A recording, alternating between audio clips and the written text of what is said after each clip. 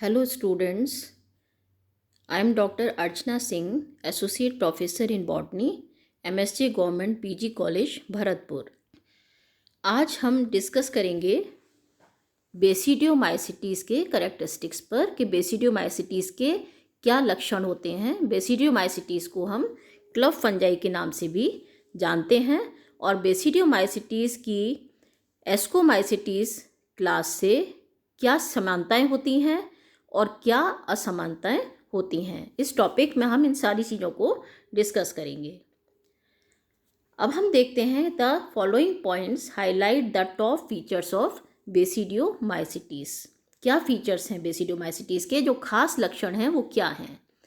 The somatic phase consist of a well developed septate filamentous mycelium which passes chiefly through 2 stages. पहला है primary mycelium और दूसरा है secondary, या जिसको हम डाइकैरियोटिक माइसीलियम भी कहते हैं। प्राइमरी माइसीलियम वो होता है जब कोई बेसिडियोस्पोर, यानी कोई स्पोर जिसको हम बेसिडियोस्पोर कहते हैं, वो जब जर्मिनेट करता है और उससे जो माइसीलियम बनता है, पहले तो सिंगल सेल हाइफी बनेगा और हाइफी जो है आगे चलकर कवक जाल की संरचना करेगा। जब बहुत सारे हाइफी मिल जाएंगे तो वो एक कवक जाल बनाएंगे जिसको हम माइसीलियम कहते हैं, तो उसको हम कहेंगे प्राइमरी माइसीलियम। तो it is formed by the germination of basidiospore and contains a single haploid nucleus in each cell. तो ये इसमें क्या होता है, जो बेसिडियोस्पोर होता है उसमें सिंगल हैप्लॉइड न्यूक्लियस होता है। इसमें किसी भी प्रकार के सेक्स ऑर्गन्स नहीं होते हैं और बेसिडिया या बेसिडियोस्पोर्स भी इसमें नहीं होते हैं और ये थोड़े समय के लिए ही जीवित रहता है। फिर इसके आगे बनता है सेकेंडरी माइसीलियम, जिसको हम डाइकैरियोटिक माइसीलियम भी कहते हैं। डाइकैरियोटिक माइसीलियम कब बनता है, जब हैप्लॉइड माइसीलियम जो है वो किसी दूसरे हैप्लॉइड माइसीलियम के साथ में जुड़ता है, तो दो न्यूक्लियस जो हैं वो जब नज़दीक आ जाते हैं तो वो कोशिका जो है डाइकैरियोटिक बन जाती है। तो यह डाइकैरियोटिक कोशिकाएं तब तक बनती रहती हैं जब तक कि पूरा का पूरा माइसीलियम जो है वो डाइकैरियोटिक नहीं हो जाता है। इस प्रकार के माइसीलियम को हम सेकेंडरी माइसीलियम या डाइकैरियोटिक माइसीलियम कहते हैं। तो इसमें दो कोशिकाएं जो होती हैं वो कैसी होती हैं, अभी हमने आपको बताया कि प्राइमरी माइसीलियम में हैप्लॉइड केंद्रक होता है, तो एक सेल में एक हैप्लॉइड केंद्रक, दूसरे सेल में दूसरा हैप्लॉइड केंद्रक। तो एक हैप्लॉइड केंद्रक जो है वो मान लीजिए माइनस स्ट्रेन का है, जिसको हम मेल केंद्रक भी कह सकते हैं, और दूसरा जो केंद्रक है वो प्लस स्ट्रेन का है, उसे हम फीमेल केंद्रक भी कह सकते हैं। तो दोनों केंद्रक में क्या होगा, अट्रैक्शन होगा और दोनों केंद्रक जो है नज़दीक आ जाएंगे और उस कोशिका को क्या बना देंगे, डाइकैरियोटिक बना देंगे। यह प्रक्रिया लगातार हर कोशिका में चलती रहती है जब तक कि पूरा का पूरा माइसीलियम जो है डाइकैरियोटिक नहीं हो जाता। In the Homobasidiomycetidae, it may continue to grow for years, producing fructifications every year by the interweaving of hyphae. The fructifications bear basidia and basidiospores. तो इसमें दो क्लासेस की दो सब क्लास होती हैं, होमोबेसिडियोमाइसिटिडी और हेट्रोबेसिडियोमाइसिटिडी। तो होमोबेसिडियोमाइसिटिडी में क्या होता है कि लगातार जो है ये केंद्रक जो हैं वो ग्रो करते रहते हैं और इनसे फ्रूटिफिकेशन यानी फलनकाय हर साल जो है बनते हैं, और यह फलनकाय हाइफी के बुनने से, हाइफी के स्ट्रक्चर से, जब एक कॉम्पैक्ट स्ट्रक्चर हाइफी का बनता है उस हाइफी के स्ट्रक्चर से यह फलनकाय बनते हैं। इन फलनकाय के अंदर जो है बेसिडिया और बेसिडियोस्पोर्स बनते हैं। और क्लास हेट्रोबेसिडी सब क्लास हेट्रोबेसिडियोमाइसिटिडी में क्या होता है कि इसमें टेरिटोस्पोर्स बनते हैं। यह टेरिटोस्पोर्स जो हैं वो जर्मिनेट करके बेसिडिया और बेसिडियोस्पोर्स बनाते हैं। तो दोनों में डिफरेंस है होमोबेसिडियोमाइसिटिडी और हेट्रोबेसिडियोमाइसिटिडी में। इसके आगे except in rust and smut the septal pore in the basidiomycetidae is complex. जो सेप्टल पोर होता है यानी जो सेप्टा पाया जाता है रस्ट और स्मट में, रस्ट और स्मट किसके अंतर्गत आते हैं, क्लास बेसिडियोमाइसिटीज़ के अंतर्गत आते हैं। तो इनमें जो सेप्टा पाए जाते हैं बेसिडियोमाइसिटीज़ के अंदर, ये कैसे होते हैं, कॉम्प्लेक्स होते हैं। इनको हम डोलीपोर सेप्टा भी कहते हैं, ढोलकाकार सेप्टा या डोलीपोर सेप्टा। इसके अंदर दांत के समान एक संरचना होती है जिसको पैरेंथोसोम कहते हैं। ये पैरेंथोसोम जो है वो क्या काम करते हैं, स्पोर्स को लिबरेट करने का काम करते हैं। The motile cells are absent in the life cycle. किसी भी प्रकार की चलन कोशिकाओं का इनमें अभाव होता है, यानी कोशिकाओं में किसी भी प्रकार के फ्लैजेला या कशाभिकाएं जो है वो नहीं पाई जाती हैं, जिससे ये मोटाइल सेल इसके अंदर नहीं पाए जाते हैं। The clamp connections on the dikaryotic hyphae are of universal occurrence. Clamp connections जो हैं डाइकैरियोटिक हाइफी में यह पाए जाते हैं, यह इस क्लास की एक विशेषता होती है। Asexual reproduction by spores plays an insignificant role in the life cycle. The Homobasidiomycetidae do not form any asexual spores. The Heterobasidiomycetidae form them in the dikaryotic mycelium. The latter produces uridospores and aciospores in the rust. तो यहाँ पर आप देख सकते हैं कि asexual reproduction का महत्व इस क्लास में नहीं होता है, ये इनसिग्निफिकेंट होता है। होमोबेसिडियोमाइसिटी के अंदर किसी भी प्रकार के एसेक्सुअल स्पोर्स नहीं बनते हैं, लेकिन हेट्रोबेसिडियोमाइसिटीज के अंदर क्या होता है, डाइकैरियोटिक माइसीलियम बनता है। यह डाइकैरियोटिक माइसीलियम जो है आगे चलकर यूरिडोस्पोर्स और एसियोस्पोर्स बनाता है। ये फॉर्मेशन जो है वो किसके अंदर होती है, रस्ट के अंदर होती है। रस्ट फंजाई यानी पक्सीनिया के अंदर पाई जाती है। The sex organs are lacking in the basidiomycetes. Sex organs जो हैं वो बेसिडियोमाइसिटीज के अंतर्गत नहीं पाए जाते। The sexual process is represented by plasmogamy and karyogamy. Karyogamy is immediately followed by meiosis. तो प्लाज्मोगैमी और कैरियोगैमी के द्वारा सेक्सुअल प्रोसेस होती है। किसी भी प्रकार के सेक्स ऑर्गन्स जो हैं वो क्लास बेसिडियोमाइसिटीज में नहीं पाए जाते हैं। प्लाज्मोगैमी में क्या होता है, पहले दो हाइफी जो हैं वो नज़दीक आती हैं, जिसमें एक हाइफी जो है वो प्लस स्ट्रैंड की होती है, दूसरी हाइफी माइनस स्ट्रैंड की होती है। दोनों के कांटेक्ट सतह पर आकर दोनों की कोशिकाएं जो हैं वो गल जाती हैं और उनकी अंतर वस्तुएं जो हैं वो एक माइसीलियम के एक हाइफी के अंतर्गत आ जाती हैं। यानी माइनस हाइफी का जो न्यूक्लियस है वो कैसा होगा, माइनस होगा, और प्लस हाइफी का न्यूक्लियस जो है प्लस होगा। तो माइनस और प्लस जो है वो नज़दीक आ जाते हैं। तो पहले तो क्या बनता है, डाइकैरियोटिक स्टेज बनती है, जिससे दोनों न्यूक्लियस जो है वो नज़दीक आ जाते हैं। लेकिन डाइकैरियोटिक फेज जो है वो कैसी होती है, अल्पकालीन होती है, बहुत कम समय के लिए होती है, और जल्दी ही दोनों न्यूक्लियस जो है आपस में फ्यूज़ हो जाते हैं। इसको हम कहते हैं कैरियोगैमी। तो कैरियोगैमी जो है वो उसके बाद हो जाती है और 2n यानी डिप्लॉयड न्यूक्लियस यानी जाइगोट जो है वो बनता है, और उसके बाद तुरंत क्या होता है, मियोसिस होता है। Basidium is the characteristic reproductive organ of basidiomycetes in which both karyogamy and meiosis takes place. तो बेसिडियम जो है वो इसका फलनकाय है और इसका एक रिप्रोडक्टिव ऑर्गन है बेसिडियोमाइसिटीज का, जिसमें कैरियोगैमी और मियोसिस जो है वो होते हैं। Typically, the basidium bears 4 basidiospores exogenously. The number, however, varies from 1 to many depending on the species. ज़्यादातर बेसिडियम के ऊपर क्या लगते हैं, 4 बेसिडियोस्पोर्स बनते हैं। बाहरी रूप से ये बेसिडियोस्पोर्स लगे रहते हैं और इनका नंबर कम और ज़्यादा भी हो सकता है, ये डिपेंड करता है अलग अलग स्पीशीज़ के ऊपर। The basidiospores germinates to produce the primary mycelium. Basidiospores germinate कर प्राइमरी माइसीलियम बनाते हैं। अब हम देखते हैं कि बेसिडियोमाइसिटीज और एस्कोमाइसिटीज में क्या रिजेम्बलेंस है, क्या समानताएं हैं। तो हम एक एक करके इन स्टेप्स पर आएंगे। The basidiomycetes and ascomycetes are similar in their habit as both include parasitic as well as saprophytic species. तो बेसिडियोमाइसिटीज और एस्कोमाइसिटीज जो हैं वो समान होती हैं। आवास के को ध्यान में रखते हुए हम देखें तो दोनों समान होती हैं और दोनों ही फंजाई जो हैं वो परजीवी भी होती हैं और मृतोपजीवी भी होती हैं। The purely terrestrial mycelium consist of septate filamentous hyphae both in the basidiomycetes and ascomycetes. तो इसके अंतर्गत जो माइसीलियम पाया जाता है उसमें जो माइसीलियम है यानी हाइफी से बना माइसीलियम, तो ये कैसा होता है, पट्टीय यानी सेप्टेट होता है, फिलामेंटस यानी तंतुमय होता है, और यह इस प्रकार का जो माइसीलियम है वो बेसिडियोमाइसिटीज और एस्कोमाइसिटीज दोनों में पाया जाता है। The septa have each a central pore in both. जो इनके मध्य में जो सेप्टा पाए जाते हैं उसमें एक सेंट्रल पोर जो है वो पाया जाता है, जिससे इस एक दूसरी कोशिकाओं की जो अंतर वस्तुएं हैं वो आपस में गमन करती हैं आसानी से।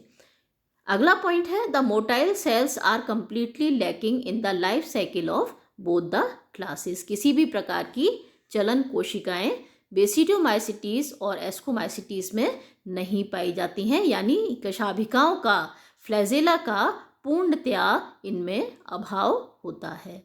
The sex organs which are completely absent in the Basidiomycetes have gradually been eliminated from the life cycle in the advanced Ascomycetes। तो अभी हमने पिछली स्लाइड में भी देखा था कि इसके अंतर्गत सेक्स ऑर्गन्स नहीं पाए जाते हैं, पूरी तरीके से अनुपस्थित होते हैं बेसिडियोमाइसिटीज में, और यह धीमे धीमे जब हम एस्कोमाइसिटीज को पढ़ रहे होते हैं तो उसकी जो एडवांस्ड क्लास एस्कोमाइसिटीज का जो एडवांस रूप आता है, यानी जो मेंबर एडवांस आता है, उनके जीवन चक्र में यह सेक्स ऑर्गन्स जो हैं वो धीमे धीमे जो है वो समाप्त होना शुरू कर देते हैं, और बेसिडियोमाइसिटीज में ये पूरी तरीके से अनुपस्थित होते हैं। The sexual process in both the classes comprises plasmogamy and karyogamy. अभी मैंने आपको रिप्रोडक्शन बताया था कि सेक्सुअल प्रोसेस कैसे होती है। दो हाइफी जो हैं प्लस और माइनस स्ट्रेन के नज़दीक आते हैं और उन दोनों के मध्य में भित्तीकरण के द्वारा दोनों की अंतर वस्तुएं जो हैं वो आपस में मिल जाती हैं। केंद्रक जो है नज़दीक आते हैं। यह केंद्रक पहले डाइकैरियोटिक होते हैं और उसके अंदर फिर क्या होता है, कैरियोगेमी यानी संलयन होता है दोनों केंद्रक का, और दोनों केंद्रक का संलयन होकर डिप्लॉइड जाइगोट बनता है, और जाइगोट बनने के बाद में उसमें रिडक्शन डिवीज़न यानी मियोसिस होता है। ये हम पहले भी डिस्कस कर चुके हैं, वही पॉइंट यहाँ पर है। The delayed fusion of nuclei of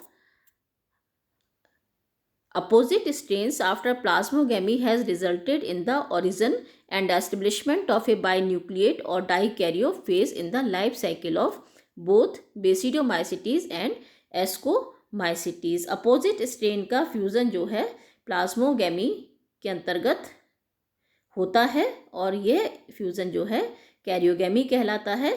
इससे बाई न्यूक्लिएट या डाइकैरियोफेज इनकी लाइफ साइकिल में बनती है, दोनों ही क्लासेस के अंदर, बेसिडियोमाइसिटीज के अंदर और एस्कोमाइसिटीज के अंदर। The characteristics reproductive organ basidium of basidiomycetes and ascus of ascomycetes resemble each other in development and cytology till the initiation of spores.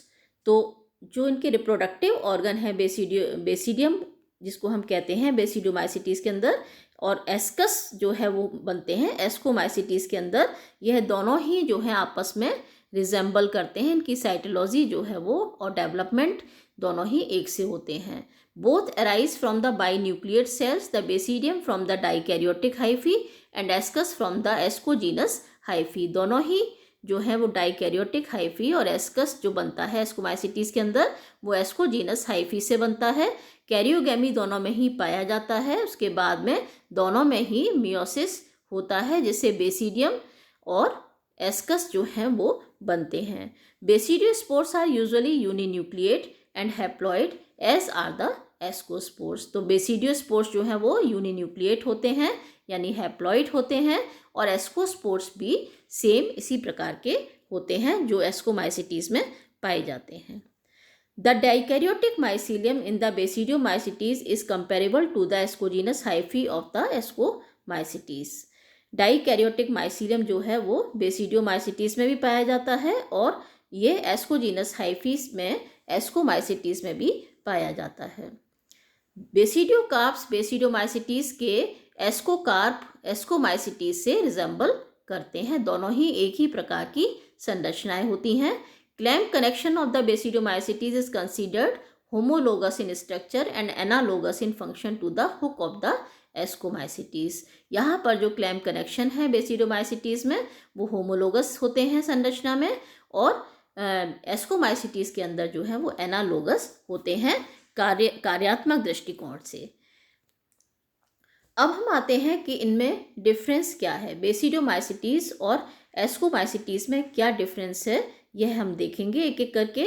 तो पहला डिफरेंस है the septal pore in most of the basidiomycetes is not a simple hole as in ascomycetes but it is a complex structure known as a dolipore. यहाँ पर जो सबसे पहला जो हमने देखा था कि दोनों के मध्य में सेप्टा पाया जाता है और दोनों के मध्य में सेप्टा में एक सेंट्रल पोल पाया जाता है जिसको हम होल कहते हैं। तो बेसिडोमाइसिटीज़ में यह होल जो है सिंपल नहीं होता है, एस्कोमाइसिटीज़ में यह होल सिंपल होता है, और बेसिडोमाइसिटीज़ में ये एक कॉम्प्लेक्स स्ट्रक्चर होता है जिसको हम डॉली पोर सेप्टा यानी ढोलकाकार स्थूलन के नाम से जानते हैं। The actual pore is barrel shaped, it is surrounded by a swollen rim which is a part of the annular septum. The opening of the pore on either side is guarded by a curved pore cup called parenthosome. यह पोर जो है वो एक ढोलकाकार आकार में होता है, दोनों की रिम जो है वो स्वेलन होती है, सूजी हुई सी होती है, और इसके मध्य में सेप्टा होता है। इनकी ओपनिंग जो होती है वो एक ऐसे कर्व्ड स्ट्रक्चर से ढकी रहती है जिसको हम पेरेंथोसोम कहते हैं। The primary mycelium consisting of cells each with a haploid nucleus is short-lived. On the other hand, the primary mycelium in the ascomycetes is dominant and long-lived.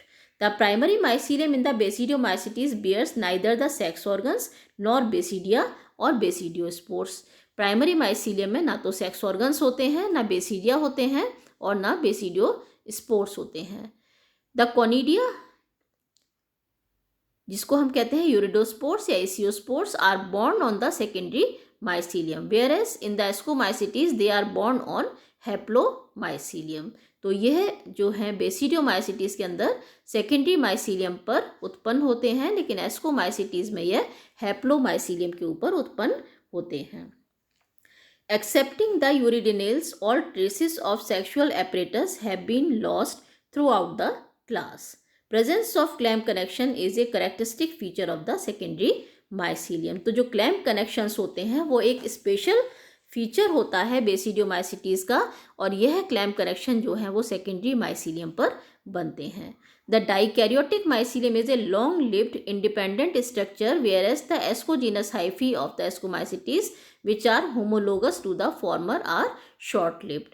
तो जो डाइकैरियोटिक माइसीलियम है वो लॉन्ग लिव्ड होता है बेसिडियोमाइसिटीज़ के अंतर्गत, लेकिन ascomycetes में जो एस्कोजीनस हाइफी होता है वो शॉर्ट टाइम तक रहता है और यह डिपेंडेंट रहता है फ्रूटिंग बॉडी के ऊपर।